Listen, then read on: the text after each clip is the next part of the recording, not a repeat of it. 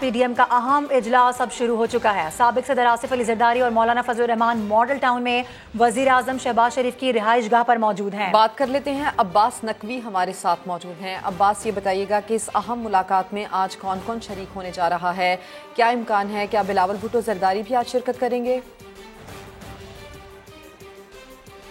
جی، جیسا کہ وزیر اعظم شہباز شریف جو ہیں ان کی جانب سے گزشتہ روز دعوت دی گئی تھی پی ڈی ایم اور اتحادی جماعتوں کے تمام سربراہان کو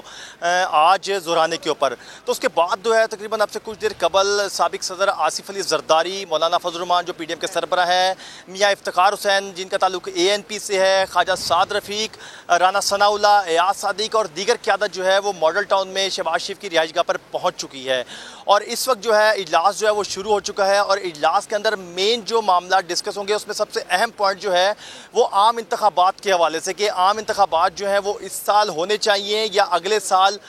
مدت پوری کر کے عام انتخابات کروائے جائیں، لیکن ذرائع کا یہی کہنا ہے کہ کوشش یہی کی جا رہی ہے ان کی جانب سے، اور آج جو ہے آج اسی کے اوپر بات ہو کہ جو عام انتخابات ہیں وہ اپنے ٹائم کے اوپر ہونے چاہیے، اور اسی حوالے سے تمام پی ڈی ایم اور اتحادی جماعتیں جو ہیں مل کر اس پہ غور و خوض کریں گی، اور اس حوالے سے جو ہے جو اجلاس ہے وہ اب سے کچھ دیر قبل جو ہے یہاں پر ماڈل ٹاؤن میں وزیر اعظم شہباز شریف کی رہائش گاہ پر شروع ہو چکا ہے، اور اس کے ساتھ ساتھ جو دوسرا ایجنڈا یہاں پر ہے وہ 22 جولائی کو جو مقابلہ ہے وزیر اعلیٰ پنجاب کے لیے حمزہ شہباز اور چودھری پرویز کے درمیان، اس حوالے سے بھی غور و خوض کیا جائے گا کہ کس طریقے سے جو حمزہ شہباز جو ہے ان کے نمبرز کو جو ہے پورا کیا جائے اور پرویز لائی کو جو ہے دوبارہ ناکامی کا سامنا جو ہے وہ دیکھنا پڑے۔ تو اجلاس جو ہے یہ ماڈل ٹاؤن میں شروع ہو چکا ہے اور تمام قیادت جو ہے وہ سر جوڑ کر بیٹھ گئی ہے۔ اب دیکھنا یہ ہے کہ فیصلہ جو ہے وہ کیا کر کے آج یہ قیادت جو ہے پی ڈی ایم اور اتحادی جماعتوں کی اٹھتی ہے۔ مین بات جو ہے وہ اسی کے اوپر فوکس رکھا جائے گا کہ عام انتخابات جو ہیں، جیسا کہ پیپلز پارٹی جو ہے اس کی جانب سے بھی یہی صورتحال دیکھنے کو سامنے آ رہی ہے کہ اپنا ٹائم جو ہے حکومت وہ پورا کرے گی۔ تو اب دیکھنا یہ کہ نون لیگ جو ہے وہ بھی بار بار یہی کہہ رہی ہے کہ اپنا ٹائم ہم مکمل کریں گے اس حکومت کا، اور اس کے بعد جو ہے عام انتخابات میں جائیں گے۔ تو تمام پی ڈی ایم اور اتحادی جماعتیں جو ہیں اس حوالے سے مکمل طور پہ کلیئر نظر آ رہی ہیں کہ وہ اپنا ٹائم جو ہے وہ مکمل کرنے کے بعد جو ہے عام انتخابات کی طرف جائیں گی۔ ٹھیک ہے، اس حوالے سے آپ ہمیں آگاہ کر رہے ہیں عباس۔ ہمارا پینل بھی ہمارے ساتھ ہی موجود ہے، تجزیہ کار خالد عظیم صاحب اور نعیم حنیف صاحب ہمارے ساتھ ہیں۔ نعیم حنیف صاحب، پہلے آپ کی جانب آنا چاہوں گی۔ اب سے کچھ دیر قبل جب ہم بات کر رہے تھے تو جس طرح خالد صاحب نے بھی کہا کہ اب وقت وہ نہیں ہے، کافی مشکلات کا سامنا کرنا پڑ سکتا ہے اور کرنا پڑ رہا ہے موجودہ حکومت کو، تو اس تناظر میں اگر دیکھا جائے تو آپ کیا سمجھتے ہیں؟ آپ کی اپنی کیا رائے؟ آپ سمجھتے ہیں کہ کنٹینیو کرنی چاہیے حکومت یا کوئی ایسا فیصلہ لینا چاہیے جو عوامی مفاد میں ہو؟ دیکھیے، یہ پی ڈی ایم کو اس وقت سوچنا چاہیے تھا جب بقول پی ڈی ایم کے رہنماؤں کے اور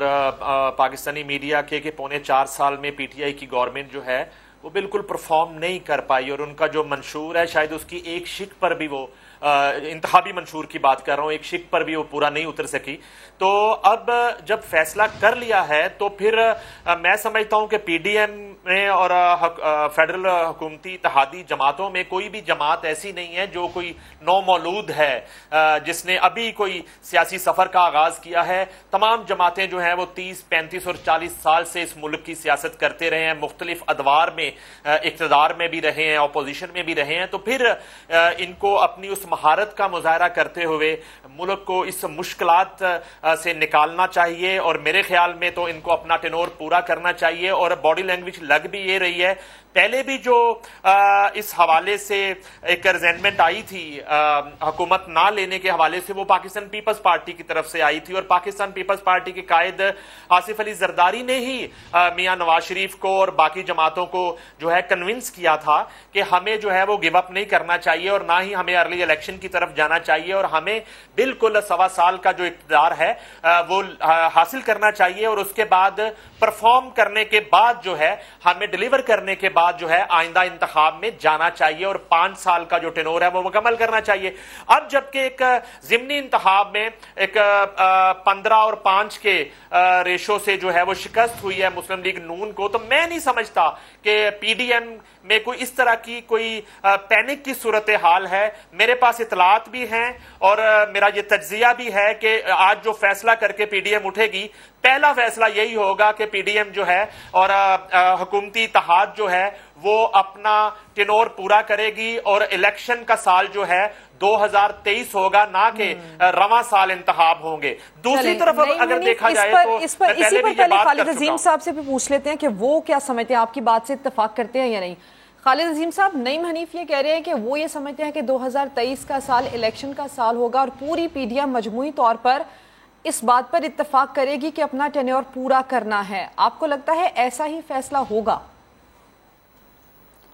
देखें जी, जहाँ तक पीडीएम का ताल्लुक है या मौजूदा हुकूमत का ताल्लुक है, वो यकीनी तौर पे यही चाहेगी, क्योंकि अब उसके बाद जो मौजूदा ज़िमनी इंतखाब है, जिस तरह से नईम हनीफ साहब भी जिक्र कर रहे थे, उसका रिज़ल्ट आने के बाद जो पल्स सामने आई है उसमें ये है कि मौजूदा हुकूमत के लिए अभी कोई हालात साजगार नहीं हैं और उसको कोई बहुत बड़ा नुकसान पहुंच सकता है। उस पीडीएम में शामिल जमातें अगर मुतहदा तौर पे भी जाती हैं तो शायद उनको अपनी जो मौजूदा सीटें हैं उनको भी सस्टेन करना मुश्किल हो जाए। और अलबत्ता कुछ टाइम गुजरने के बाद बहुत मुमकिन है कि इस दौरान जो उनका मंसूबा है, जिसके तहत वो बहुत सी चीज़ें साबका हुकूमत की को बदउनवानियाँ कह लें, बेकायदगियाँ कह लें, उनको हाईलाइट करके अपने आप को बेहतर साबित कर सकें, ये एक टाइम तो मतलब हो सकता है। लेकिन देखना ये है कि क्या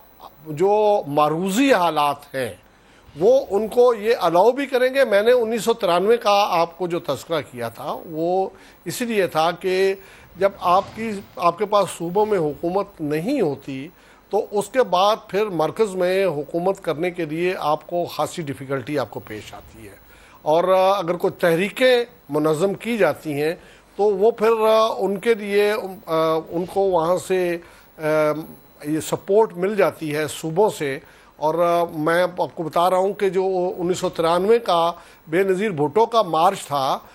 उसको अगरचे यहाँ पे हुकूमत पीपल्स पार्टी की नहीं थी सूबे में, लेकिन नवाज शरीफ की मुखालिफ हुकूमत थी, तो मंजूर भट्टू साहब जो हैं वो पूरी तरह से उसको फैसिलिटेट कर रहे थे। अब देखना ये होगा कि अगर इमरान खान जो हैं वो कोई ऐसी एहतजाजी तहरीक